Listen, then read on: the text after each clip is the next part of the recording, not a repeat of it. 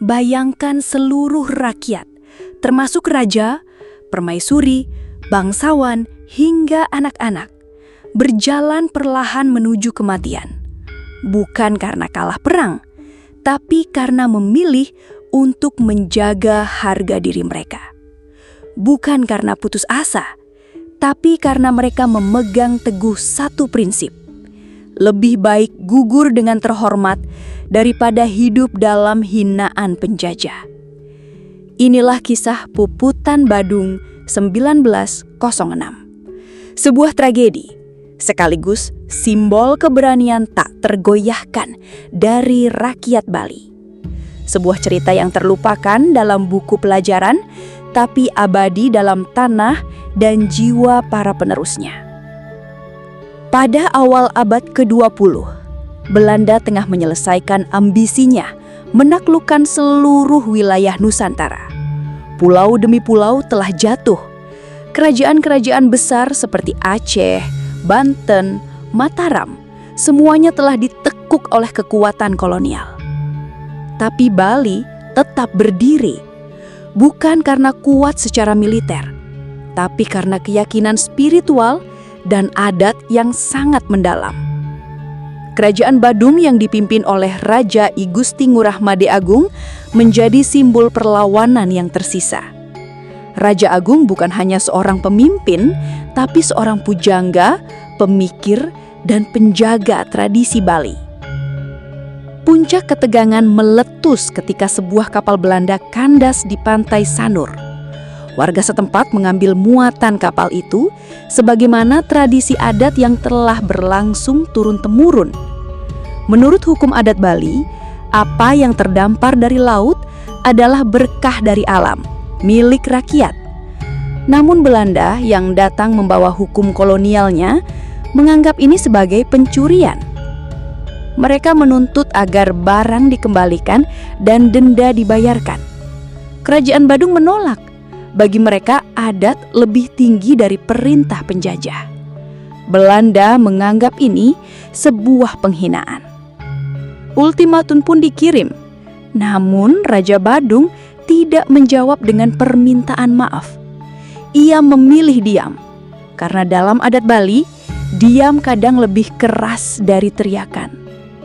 Pada September 1906, pasukan Belanda bergerak dari timur, melintasi Karangasem menuju Denpasar.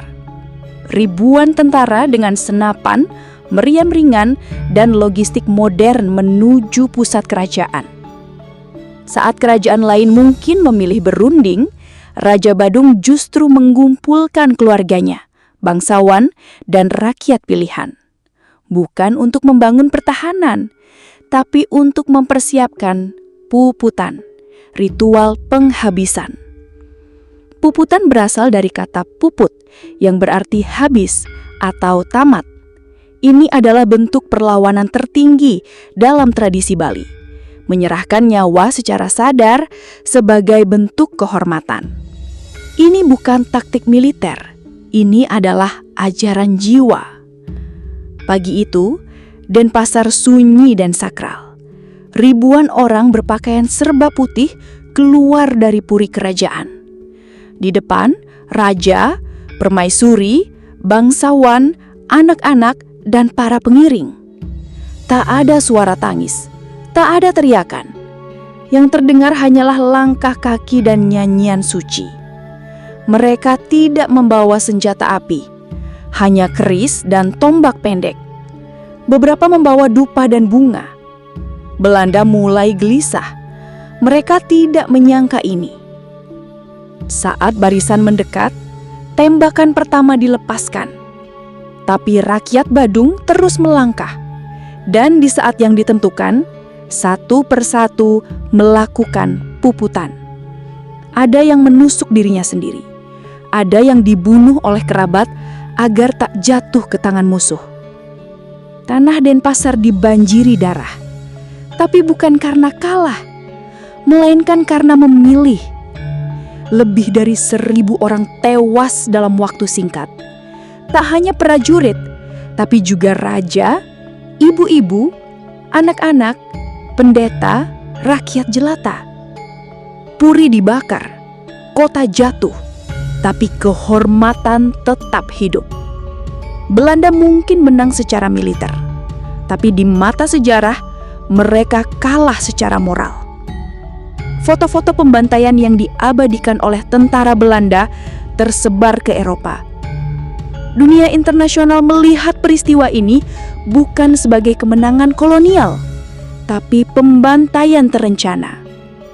Banyak jurnalis dan sejarawan luar mengecam Belanda. Tapi di Indonesia, kisah ini nyaris hilang dari buku sejarah nasional. Puputan bukan bunuh diri, bukan pula pengorbanan buta. Puputan adalah bentuk perlawanan spiritual. Ia mengajarkan bahwa hidup tidak ada artinya jika tanpa harga diri. Dalam tradisi Bali, orang yang gugur dalam puputan dianggap suci. Rohnya akan menjaga desa dan tanah kelahirannya selama-lamanya.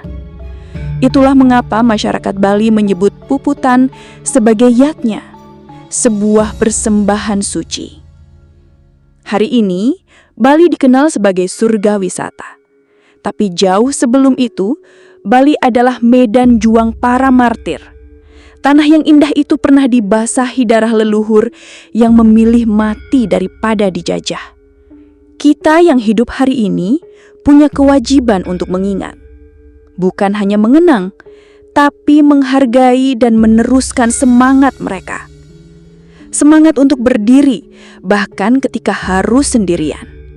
Semangat untuk melawan, bahkan jika harus mengorbankan segalanya. Inilah Puputan Badung. Bukan sekedar sejarah, tapi cermin jiwa bangsa.